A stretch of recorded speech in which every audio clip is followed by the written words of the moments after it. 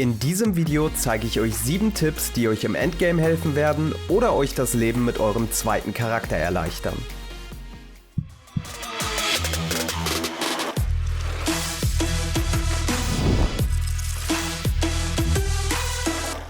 Hallo und herzlich willkommen zu diesem neuen Video. Ich bin Still Alive und auf meinem Kanal dreht sich alles rund um News, Infos und Guides zu Outriders. Auch wenn ihr manche der Tipps vielleicht schon kennt, sollte für die meisten etwas dabei sein, was ihr noch nicht wusstet. Also bleibt bis zum Ende dran und lasst mir gerne ein Like da, falls euch das Video gefällt oder an irgendeiner Stelle weiterhilft. Ich bin auch jetzt gleich wieder live auf YouTube, außer ihr seht dieses Video hier zu spät.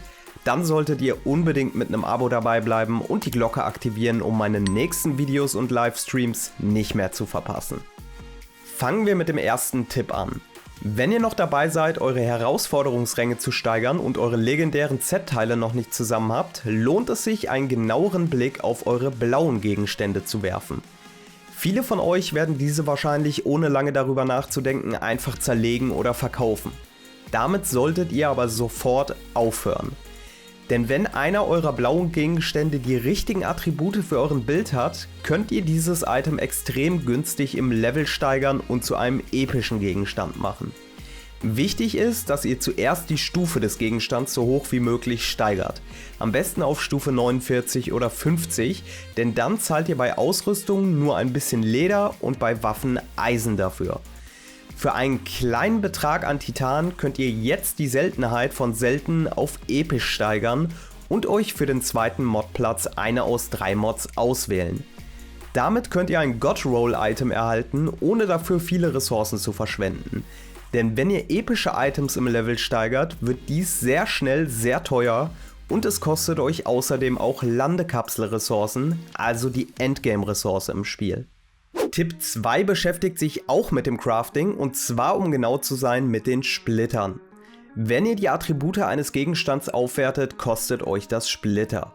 Wusstet ihr aber, dass ihr diese Splitter wiederbekommt?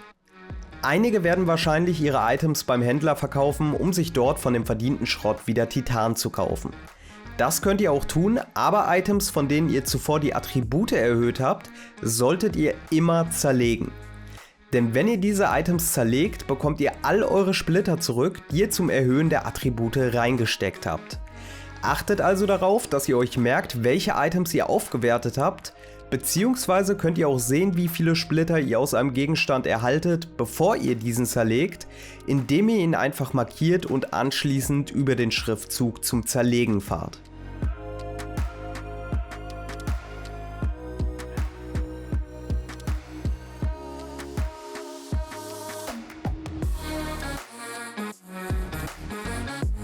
Und wenn es euch doch mal an Materialien fehlt, habe ich mit Tipp Nummer 3 einen kleinen Farm für euch, mit dem ihr in kurzer Zeit eine Menge Ressourcen und Schrott farmen könnt und das auch ganz entspannt abseits der Expedition. Für diesen Farm müsst ihr in die Dünen reisen und die Jagdmission Hauras annehmen. Kämpft euch jetzt bis zum Ende der Mission durch, wo ihr auf 2 dieser Hundemonster trefft. Diese tötet ihr, lasst euch töten und wiederholt das Ganze. Diejenigen, die jetzt Flashbacks bekommen wegen dem Captain Farm in der Demo, kann ich etwas beruhigen.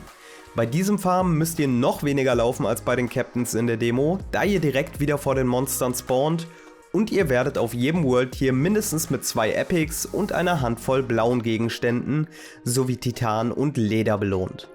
Stellt je nach eurer Ausrüstung die Weltstufe so ein, dass ihr die beiden so schnell wie möglich tötet und danach selbst schnellstmöglich sterbt. Der 4. Tipp hilft euch, die Expedition zu spielen, die ihr spielen wollt.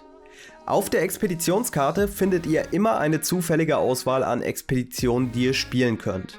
Wenn ihr aber eine bestimmte Expedition immer wieder farmen wollt, wie zum Beispiel die Chemiefabrik, weil diese sehr schnell geht, dann könnt ihr das einfach tun, indem ihr das Gebiet wechselt und dort auf die Expeditionskarte schaut.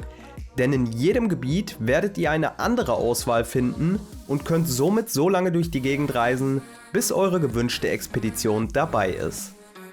Der nächste Tipp hilft euch, bestimmte Gegner in Expeditionen schneller töten zu können und dabei handelt es sich um die gepanzerten Gegner. Diesen könnt ihr einzelne Rüstungsteile wegschießen, was aber recht viel Zeit in Anspruch nehmen kann, und davon habt ihr in den Expeditionen bekanntlich nicht so viel. Deshalb könnt ihr die Gegner auch direkt von ihrer ganzen Rüstung befreien, indem ihr sie mit eurer Nahkampffähigkeit angreift. Ein Angriff genügt, um die komplette Rüstung der Gegner zu entfernen, und das gilt für jeden Herausforderungsrang und ist unabhängig von irgendwelchen Stats, Mods oder Skills. Mit Tipp Nummer 6 könnt ihr eurem zweiten, dritten oder vierten Charakter helfen, schneller an Mods und die benötigten Ressourcen zu kommen. Schiebt einfach die Gegenstände, die ihr mit eurem Main-Charakter aus den Expeditionen bekommt, ins Lager, wenn ihr diese nicht braucht, und zerlegt sie anschließend mit eurem Zweitcharakter. Damit erhaltet ihr direkt eine große Menge an Rohstoffen und Mods, die ihr natürlich auch während der Levelphase schon gebrauchen könnt. Blaue Ausrüstungsgegenstände könnt ihr natürlich auch einfach verkaufen, da dort nur klassenspezifische Mods drin sind, mit denen andere Klassen nichts anfangen können. Aber gerade die epischen Tier 2 Mods füllen schnell die Bibliothek eures zweiten Charakters auf, ohne dass ihr diese mühsam neu farmen müsst.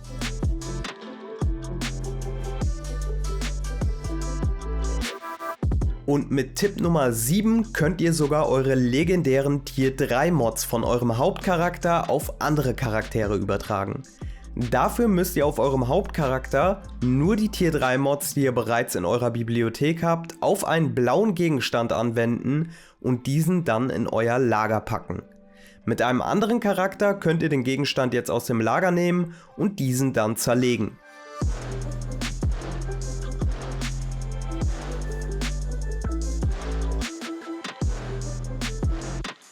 Damit fügt ihr dann die Tier 3 Mod auch auf diesem Charakter der Bibliothek hinzu, ohne die legendären Items dafür neu farmen zu müssen. So könnt ihr die Levelphase beispielsweise deutlich beschleunigen, indem ihr die mächtigen Tier 3 Mods auf eure Waffen packt. Natürlich funktioniert das auch mit den Tier 2 Mods, aber durch den vorigen Tipp solltet ihr diese auch so ziemlich schnell freischalten und könnt euch den zusätzlichen Aufwand sparen. Schreibt mir jetzt noch in die Kommentare, ob ihr einen dieser Tipps noch nicht kanntet oder welche nützlichen Tipps und Tricks ihr noch kennt. Wenn euch das Video gefallen hat, würde ich mich freuen, wenn ihr mit einem Abo Teil der Community werdet und die Glocke aktiviert, um zukünftigen Content rund um Outriders nicht mehr zu verpassen. Das war's jetzt erstmal wieder von mir, vielen Dank fürs Zuschauen, bleibt gesund und bis zum nächsten Mal.